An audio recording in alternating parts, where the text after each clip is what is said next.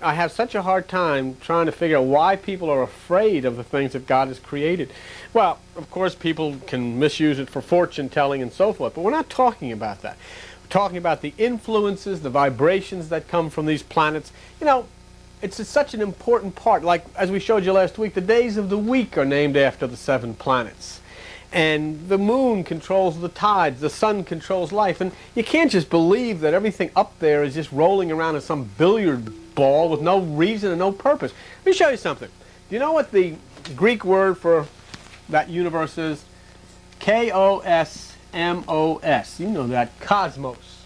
Cosmos. And you know what that word means? It means law. Everything up there has a purpose and a reason, and it affects man. It affects the way we live. Jesus Christ said in Luke 22:10, when you see the man, now let's take a look at what he said so that we get an idea. When you see the man carrying, that's the man carrying the pitcher of water. Okay, now that's Aquarius. Don't think Jesus didn't know what he's talking about. He sure did. He's talking about this age right now. So that's now, okay? When you see the man carrying the pitcher of water, this is Luke 22:10. He says, enter into the house, and the house is you. Enter into yourself. Go to the upper room, and the upper room is your higher consciousness. And he said, there you will be fed by him. That's where you'll have the Passover, in the upper room. And so now we understand, as we realize the movement of these tremendous universal things that God has created, that Jesus was talking about the man with the pitcher of water, which is the Christ, pouring out. Don't you remember it says? What's it say in the Bible? I will pour out my Spirit upon you. What I'm trying to get through to you is that God has created in the universe a blueprint of life, a blueprint of the movement of the universe, a blueprint of what life is all about and how to overcome that which is the evil and that which is oppressive and rise up to that which is heavenly. What's going to happen is that, according to the Institute in France, in the year 2010, this Aquarian age is going to peak, the year 2010. And basically what the age of Aquarius is the constellation of the planet Uranus, U-R-A-N-U-S. That is called the Son of Heaven or the God of Heaven. Now just think, the Christ is supposed to return, split the eastern sky, and cast down Satan into prison. Isn't it interesting that Uranus gave birth to Saturn, and Saturn overthrew Uranus, and then was cast out of heaven by the son of Uranus? Do you understand what I'm saying? This is the mythology of the constellations, the stars in the sky. Uranus had a relationship with Gaia, G-A-E-A, which is Mother Earth.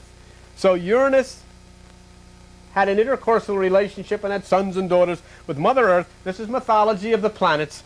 He gave birth to Saturn. Saturn overthrew Uranus, and I'll tell you more about that.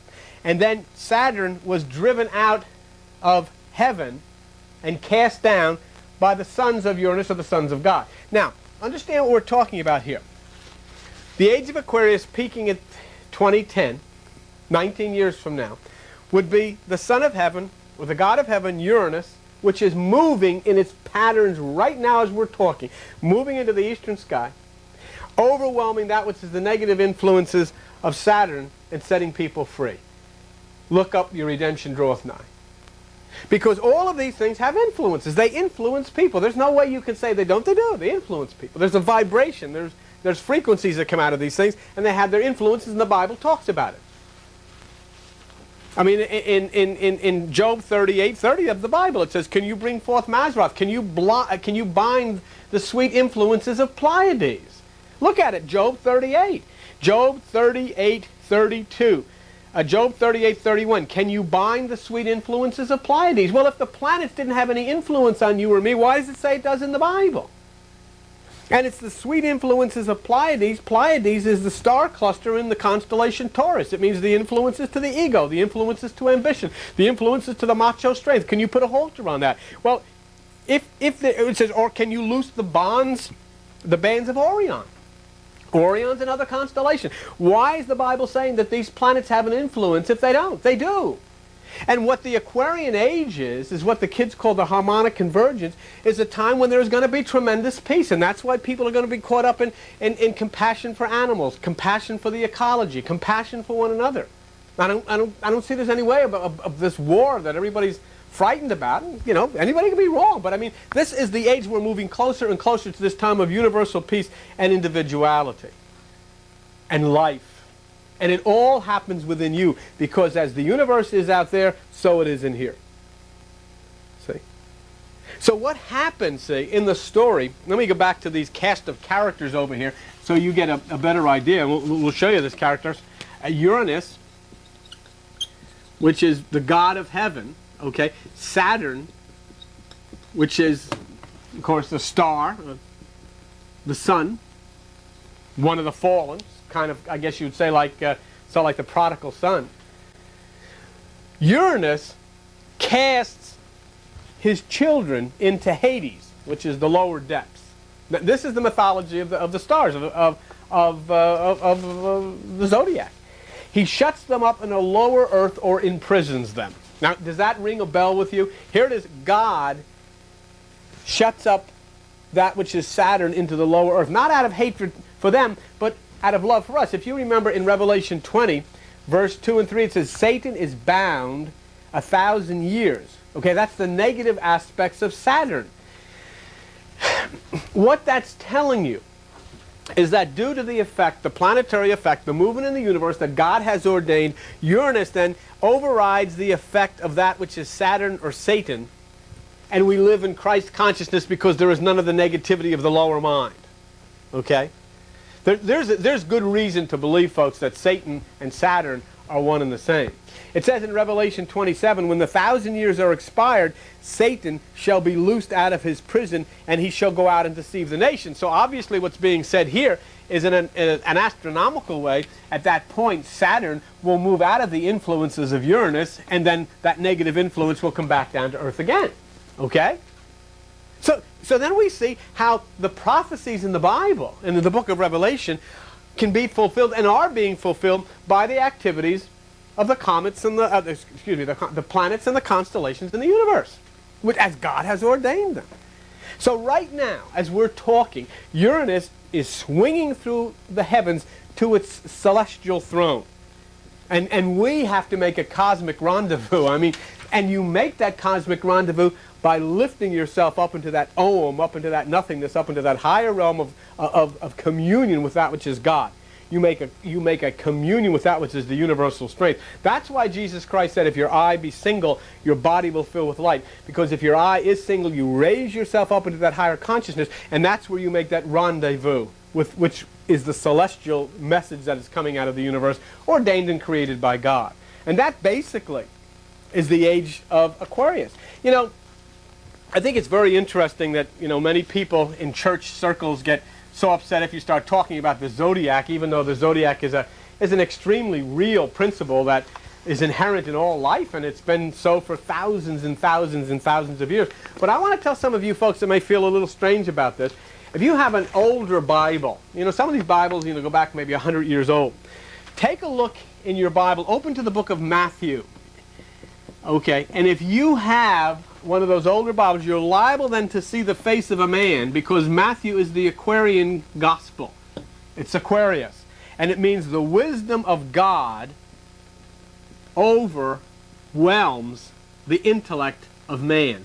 That's why Matthew is the Aquarian gospel. And in the old Bibles, they have a picture of the face of a man. Then go to the book of Mark, and you'll see there a picture of a lion, and it's Leo. Okay? And the idea there is the Spirit of God overwhelms the human spirit. Okay? So there we have the book of Matthew is represented by a man, Aquarius. The book of Mark is represented by a lion, which is Leo. Then if you go to the book of Luke, you'll see the picture of a bull. And that is the power of God overwhelms the power of the animal nature of man. So then Matthew is represented by the face of a man, Aquarius. Mark is represented by a lion, which is Leo. Luke is represented by a bull, which is Taurus. And finally, in the book of John, you'll see an eagle, which is Scorpio. Now, Scorpio is in its lower nature a scorpion, but in its higher nature it's Aquila, the eagle, which is the highest consciousness which overwhelms that which is the carnal mind of man. So you go ahead and check in some of your real old Bibles, and you open up, you'll see it, because they printed them that way. That's how tied into the Zodiac early Christianity was. And you'll see the Matthew, the face of the man, it's Aquarius. You'll see Mark, the lion, it's Leo. You'll see Luke, the bull, it's Taurus. And you'll see John, the eagle, it's Scorpio. So try it. Take a look at it, and you'll find it. And once you see that, then you realize that if you're trying to understand the Bible without understanding the Zodiac and understanding the constellations, you're never going to get anywhere. Because the whole Bible is built around the 12 constellations of the Zodiac, which is the 12 disciples, the 12 apostles, the 12 gates to the city. Even Jacob named his children after the 12 signs of the Zodiac. He had 12 sons and 1 daughter, but 2 of his sons were twins, which is Simeon and Levi, Gemini. So and then of course you take the number 7 in the Bible, which is from the 7 visible planets, the 7 planets that they could see at that time. So you can't get away from it, and if you're not looking at it, you're missing so very, very much. And I'm going to start, to try to tell you the story. I hope we can get some of it done, and we'll go on with it because it's so interesting, because we're going to trace the activities of these planets and show you how they do represent biblical characters. It doesn't say anything didn't happen. It says everything that happens on Earth is coordinated with that which happens in the universe, because it's all one. It's all a spiral. It's all this Kundalini action, you see. And you cannot separate yourself from it. That's the problem. We've separated ourselves from it, and all we've done is read books. But you can't do that. Before we get into this, and this is really going to get extremely interesting for you, okay? And it's a real adventure. I'm going to show you the mythology of the Zodiac and then compare it with the Bible, and you're going to see stuff that's going to absolutely astound you that you never knew. And you're really going to go into shock and start, I think, opening yourself up. And I'm not talking about fortune telling. I'm talking about that which is in the heavens and has been drawn in the heavens for 6,000 to 7,000 years.